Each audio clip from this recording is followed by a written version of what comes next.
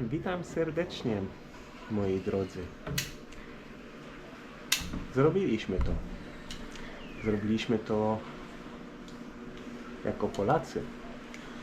Jest to zdumiewające, co wydarzyło się przez ostatnie niecałe 2 tygodnie, bo trwało to 9 dni z dokładką.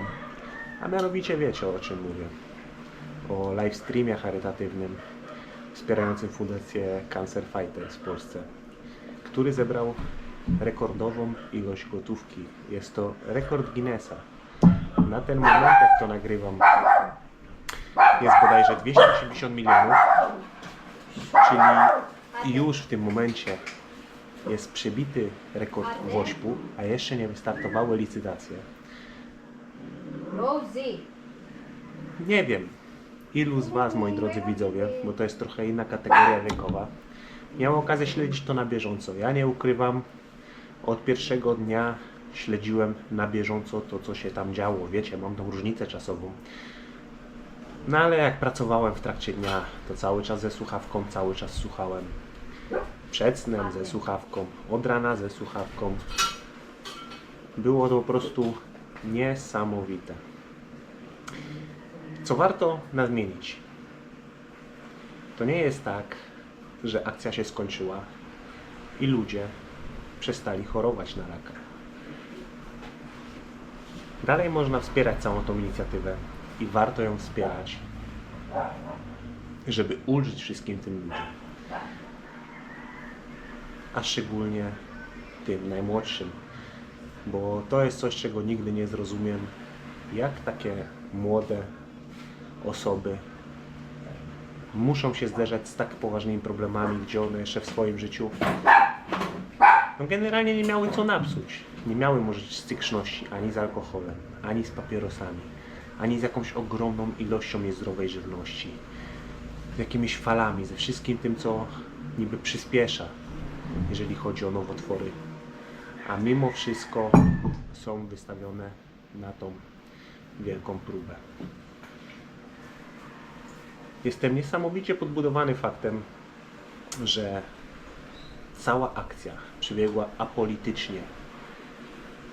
Udało się ją zrobić bez doklejania tej gęby typowej lewej czy prawej strony i że ludzie mogli się naprawdę zjednoczyć. A nawet jak pojawiał się ktoś, kto jest bardzo polityczny, kto ma koniunkcję, to po prostu kulturalnie był zmieniany, żeby nie miało to wpływu po prostu na całą akcję. W szczycie całość Łatwogęga oglądało 1,3 miliona ludzi naraz, na żywo, ten livestream, jeżeli się nie mylę.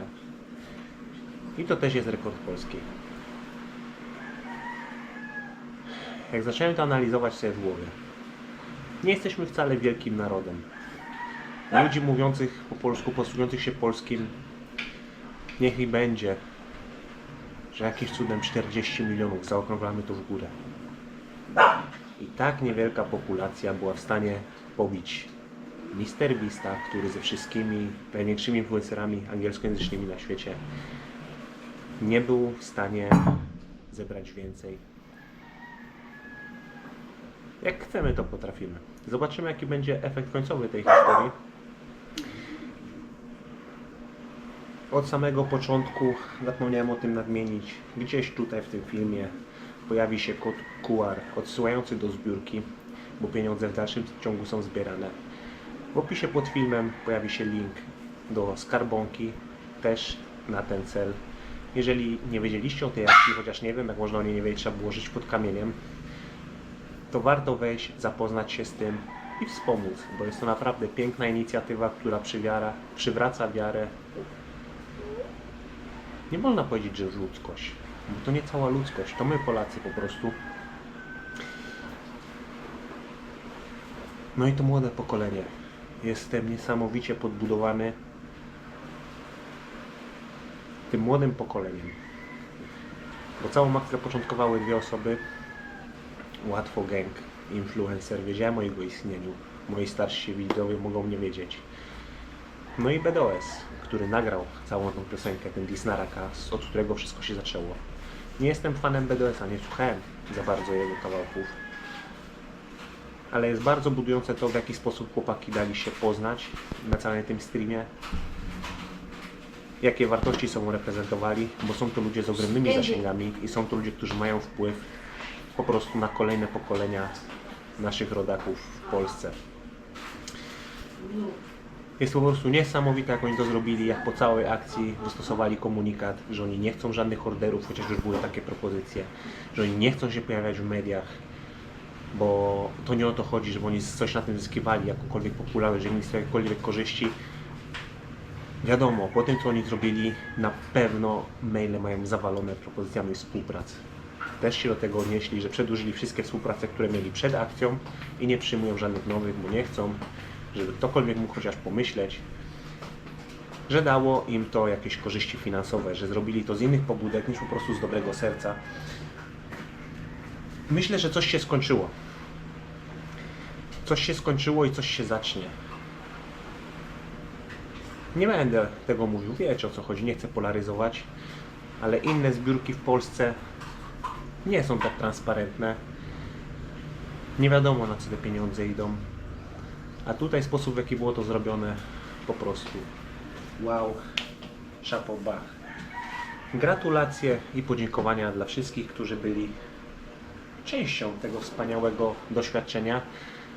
Nie da się ukryć, odbijało się to nawet na moim małżeństwie, bo Ernestin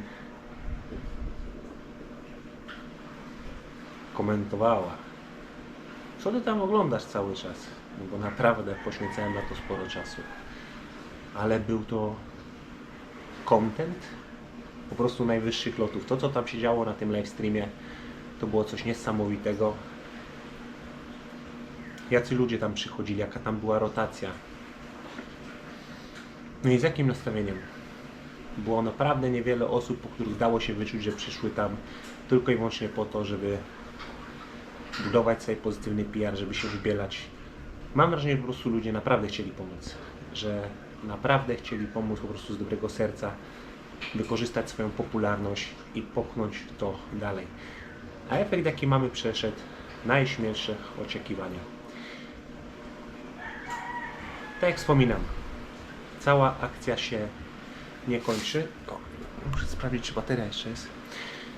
Cała akcja się nie kończy, cała akcja trwa. Ludzie nie przestali chorować. To nie są pieniądze zbierane tylko dla najmłodszych, tylko dla dzieci, tylko również dla ludzi starszych, dorosłych, którzy są podopiecznymi tej fundacji. Także jeżeli macie możliwość, to kto może, czy kod QR, czy link do zbiórki, 1 zł, 5 zł, 50, 100 zł. Kto ile może, warto po prostu pomóc. Jednoczmy się w walce, bo rak to nie wyrok. Chociaż całe szczęście u mnie w rodzinie nie było tak tragicznych sytuacji, jak wielu gości tam na wizji, na live'ie wspominało. Śmieję się do małżonki, że chyba zostajemy w tym momencie narodem z największym procentem ludzi bez włosów. Ale jak najbardziej cel jest szczytny i też w ramach tego wszystkiego, jak już cały ten kurz właśnie opadł, zdecydowałem się wyrzucić swoje opierzenie. Wiecie, ja mam wybór, a oni wyboru nie mają. Także pozdrowienia dla wszystkich chorujących, nie tylko na nowotwory, ale na wszelkie różne dolegliwości, żebyście wyszli z tego, żebyście walczyli właśnie jak ci mali wojownicy z fundacji Cancer Fighters. Nie można się poddawać. Grunt to pozytywne nastawienie. Polubiłem swoje włosy, ale odrosną. I mam nadzieję, że każdemu choremu też przyjdzie taki okres, gdzie po prostu włosy odrosną i wróci ta pewność siebie i po prostu normalne, szczęśliwe życie bez żadnych wizyt na różnych oddziałach szpitalnych. Dziękuję Wam za uwagę. Pozdrawiam Was serdecznie Jeszcze się nie żegnam, bo na razie pożegnam się po prostu z włosami. Bibi.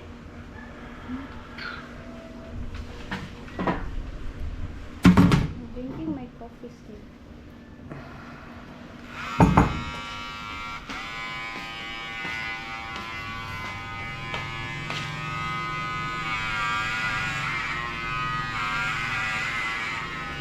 Zapomniałem, jak to jest być łysym.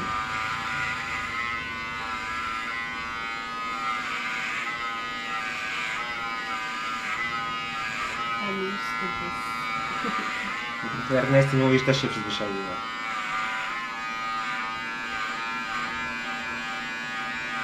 Ładne pędzelki by z tego były przez moje odrosty.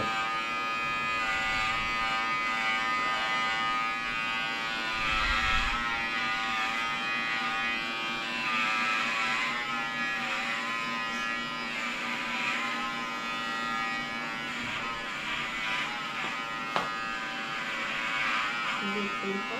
No.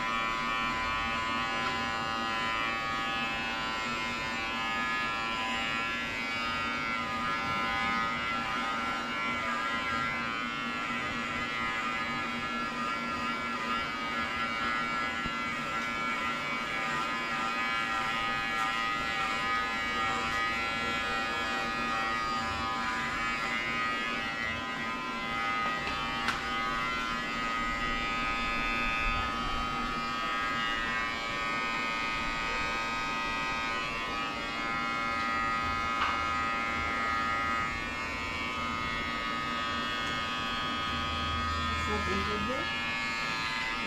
Build I can fix later.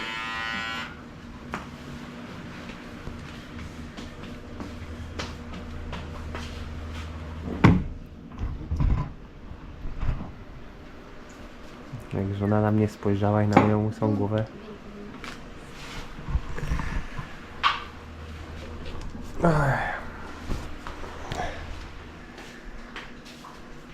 Cieszy fakt, że podczas całej tej akcji wielu dużych twórców, kilkaset razy większych ode mnie, kilkaset tysięcy razy większych ode mnie z Polski, wstrzymało się z publikacjami różnych filmów, żeby nie robić po prostu konkurencji. Ale tak jak wspominam, to jeszcze nie koniec. Wspierajmy tą fundację. Mówi, że wszystko będzie transparentne. Jeżeli raz na jakiś czas ktokolwiek, duży, mały twórca przypomni, że to cały czas trwa, to może cała ta idea po prostu nie będzie tylko chwilowym wyskokiem, a zostanie z nami na dłużej. I dzięki temu będzie można pozytywnie zmienić życie ludzi w ciężkiej sytuacji, chorujących, a jak wiemy, nie ma nic cenniejszego niż nasze zdrowie. Żadne pieniądze tego nie wynagrodzą, jeżeli stracimy zdrowie. Także kto może, zapraszam do pomocy. Kto jest już częścią Bardzo Wam dziękuję za, nie wiem, całą tą przygodę, event, za to poczucie wspólnoty, jedności, za dumę z bycia Polakiem.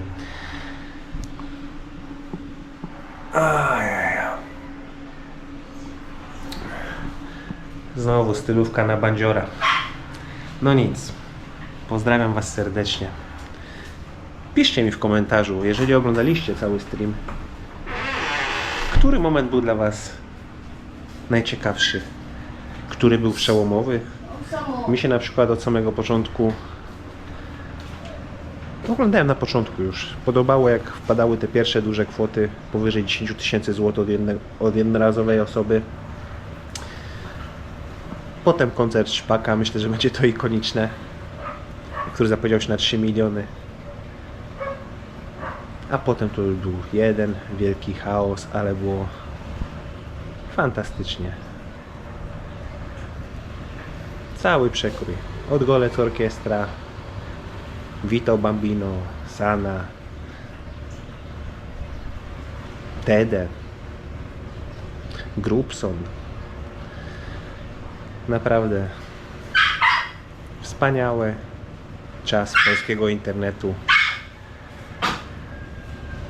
Cieszę się, że mogłem być tego częścią. To zapisze się w historii. Pozdrawiam.